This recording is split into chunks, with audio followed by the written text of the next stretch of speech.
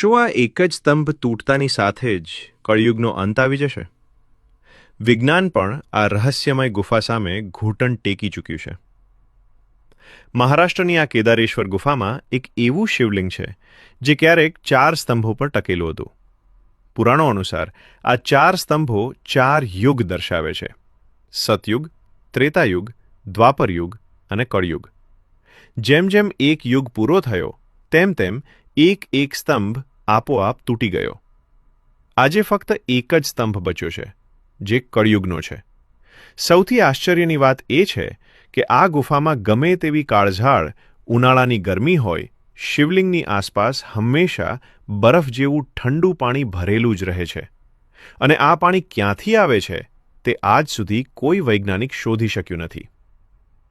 એવું માનવામાં આવે છે કે જે દિવસે આ ચોથો સ્તંભ પણ તૂટી જશે તે દિવસે કળયુગનો અંત આવશે.